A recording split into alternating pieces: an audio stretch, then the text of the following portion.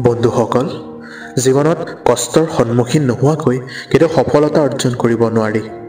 এই ভিডিঅ'টোত যিটো কাহিনী বৰ্ণনা কৰা হৈছে সেইটো এক সংগ্ৰাম আৰু সফলতাৰ প্ৰেৰণাদায়ক কাহিনী। ইয়াক নিশ্চয় শুনিবা। এবাৰ এজন ল'ৰাই তেওঁৰ নিজৰ ককাকক লগ কৰিবলৈ নিজৰ গাঁৱলৈ গৈছিল। তেওঁৰ ককাক এজন অতি অভিজ্ঞ আৰু জ্ঞানী ব্যক্তি আছিল। এদিন ল'ৰাজনে নিজৰ ককাকক সুধিলে, "ককা, আপুনি মোক ক'ব পাৰিবনে যে আপোনাৰ দৰে সফল মই কেনেকৈ হ'ব পাৰিম?" ককাকে হাঁহিলে আৰু ল'ৰাটোক এখন গছৰ পুলি বিক্ৰী কৰা দোকানলৈ লৈ গ'ল।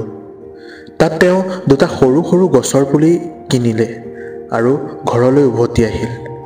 তাৰপিছত ককাকে এটা পুলি ঘৰৰ ভিতৰৰ টাবত ৰুই থলে আৰু আনটো পুলি ঘৰৰ বাহিৰত ৰ'দত ৰুই দিলে।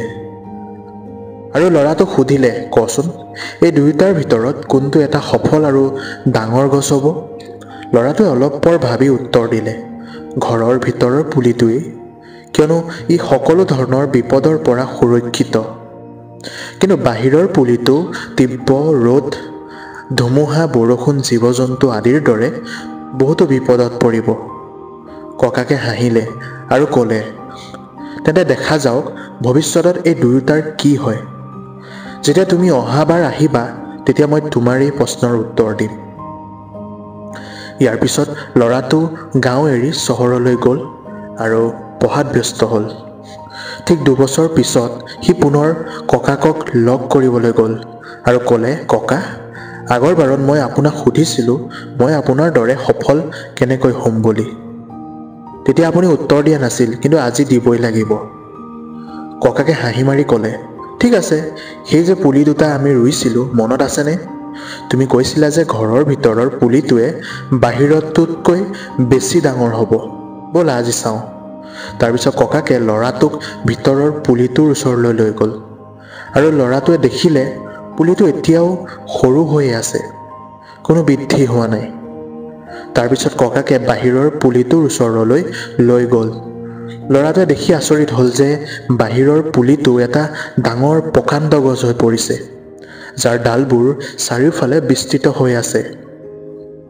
ককাকে ক'লে, "চোৱা, বাহিৰৰ পুলিটোৱে ধুমুহা, বৰষুণ, ৰ'দ আদিৰ দৰে বিভিন্ন সমস্যাৰ সন্মুখীন হৈও কিমান ডাঙৰ হৈ গ'ল।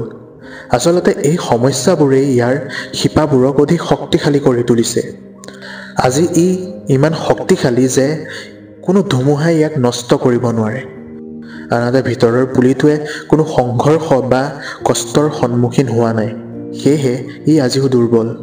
গতিকে সদায় মনত ৰাখিবা, যেতিয়ালৈকে তুমি জীৱনত কঠিন সময়ৰ মাজেৰে আগ নাবাঢ়া, যেতিয়ালৈকে তুমি সংগ্ৰাম নকৰা, তেতিয়ালৈকে তুমি জীৱনত কেতিয়াও সফলতা লাভ কৰিব নোৱাৰা।